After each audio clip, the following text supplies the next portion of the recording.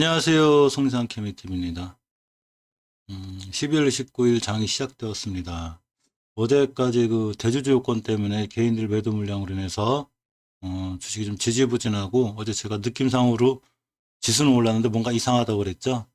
이제 배당과 관련한 삼성전자 같은 대형주가 오르고 또 개인의 그 대주주 관련 매도세가 있었기 때문에 주식들이 이렇게 움직였다가 오늘 그런 것들이 일제히 해소되면서 고배당주들은 약간 하락하는 모습이지만 나머지 기타 일반 개별주들은 많이 상승하는 모습입니다. 오늘 신규로 두 종목을 편입했는데 하남전자하고 오텍이에요. 일단 먼저 하남전자를 살펴보면 일봉에서 보면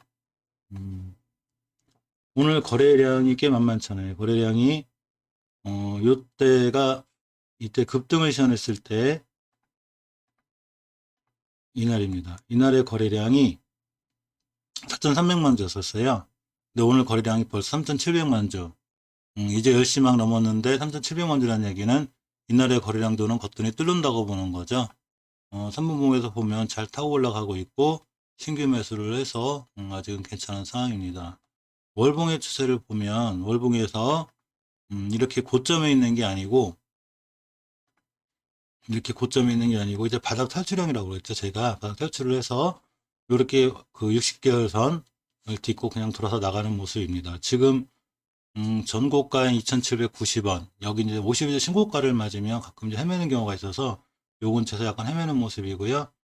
이 근처만 뚫어주면 좋은 모습이 예상되는데 일단은 일봉에서 거래량이 터져주고 있기 때문에 상황은 어떻게 될지 모르지만 뚫어줄 수 있지 않을까 싶습니다.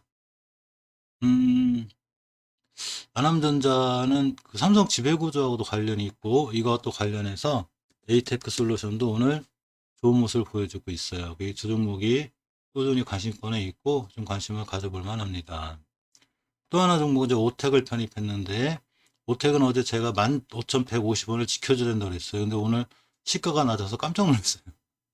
깜짝 놀랐는데 여기 중요한 일봉에서 변곡점 하나가 있어서 요 자리까지만 딱 양보하면 되는데 요걸 딛고 돌아설 때 매수하면 어떨까? 딱 딛고 돌아섰길래 매수 진행을 하였습니다. 매수 진행을 해서 이 친구는 각종 호재가 있었죠. 그 음악 병식 수출 소득도 있고 병실 부족 증상으로서 안타깝긴 하지만 그런 거에 대한 호재에도 불구하고 이제 계속 떨어졌는데 사실 이게 크게 떨어질 주식은 아닌데 어쨌거나 주식이라는 게 수급에 기인하기 때문에 우리 마음대로 어떻게 할 수가 없는 부분이 있어요. 그래서 조정을 꽤 거쳤다고 보고 이제 지금부터는 양봉과 함께 옆으로 가는 모습이라고 5일선 올라타고 빠르게 황금일선을 회복해주면 된다고 보고 저가 매수의 그 접근법에서 지금부터 차근차근 모아가려고 합니다. 주봉에서 5주선을 이탈했지만 결국은 10주선을 딱 딛고 일어나는 모습이고요. 내일에도 5주선까지 회복해주면 더 좋고 회복 못한다 하더라도 5주선과 10전 사이에서 분할 매수를 해서 꾸준히 모아갈 생각이고요.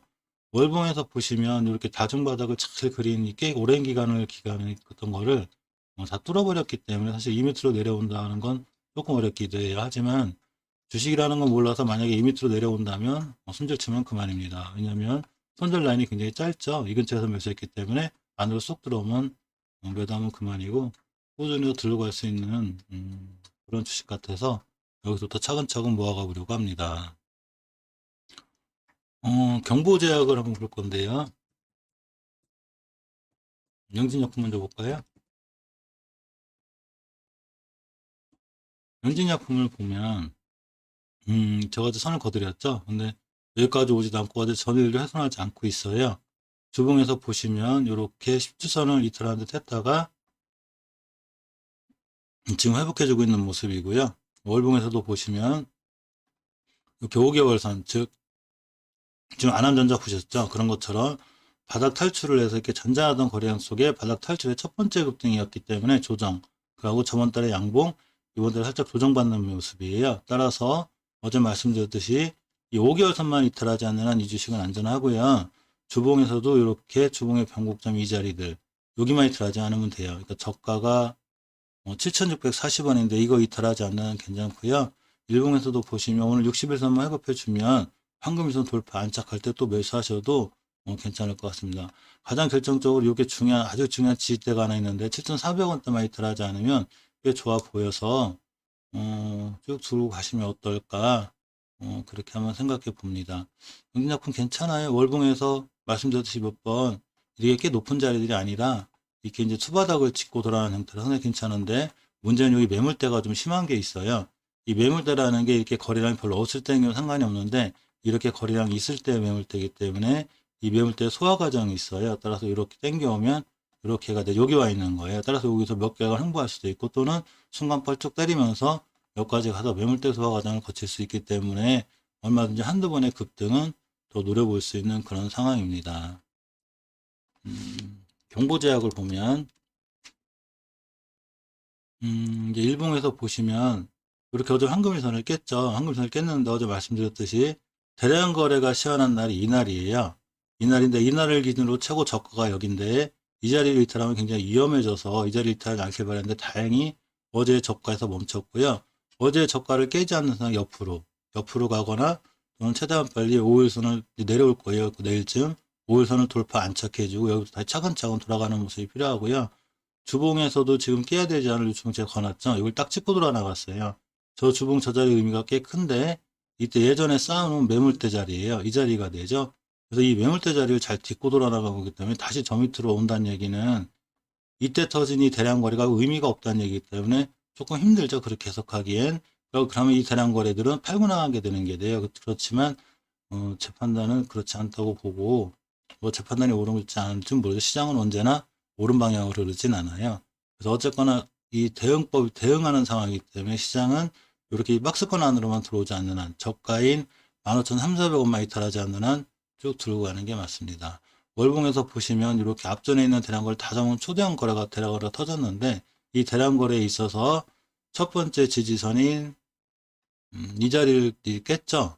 그리고 두 번째 지지선 이 자리까지 올 뻔했다가 잘 돌아서 나간 거고요.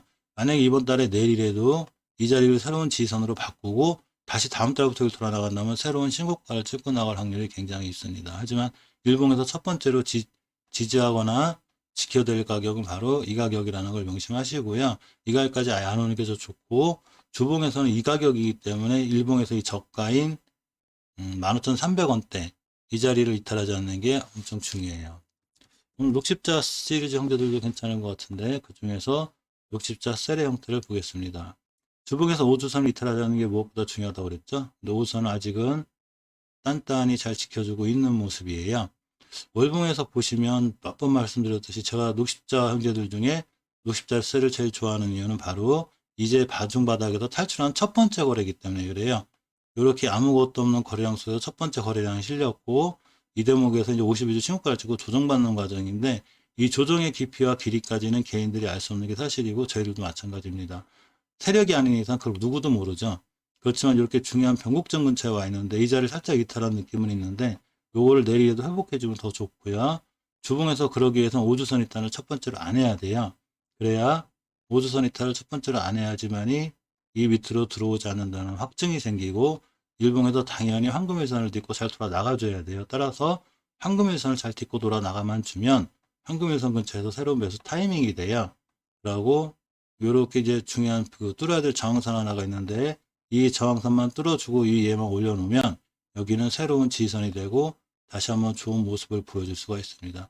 주식에서 제일 중요한 건 쫓아가거나 고점에 물리지 않는 게 중요한데 또 물렸다 하더라도 어떻게 될지 모르니까 발빠른 손절로 대응만 할 수 있었으면 이거를 다 피해 나갈 수 있었고 이렇게 좋은 지점에서 주식을 매수할 수 있는 좋은 기회가 돼요.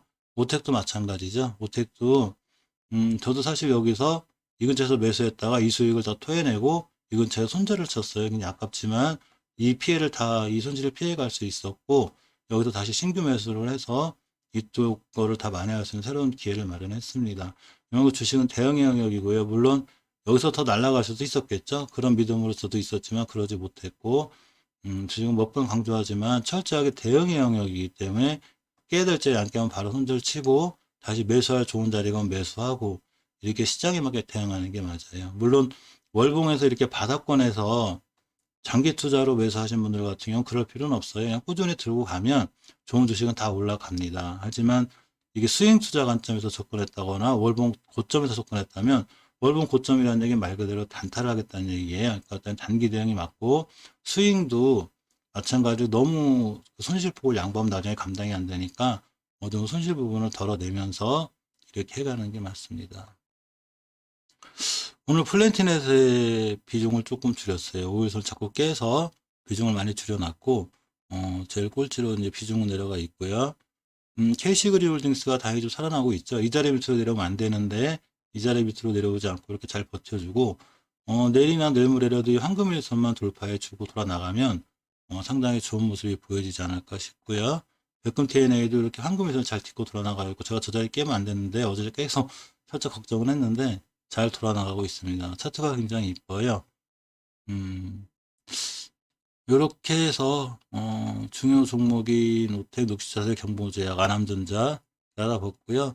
매수 종목인 백금 TNA, KC그린홀딩스, 플랜티넷까지 보았습니다. 오늘도 성투하시고요. 이따가 장 중반이나 막판에 또 중요한 변화라든가 좋은 상황 이런 게 있으면 멤버분들은 커뮤니티로 보내드릴 거고요. 또 영상 촬영해서 좋은 정상 올릴 수 있도록 하겠습니다. 감사합니다.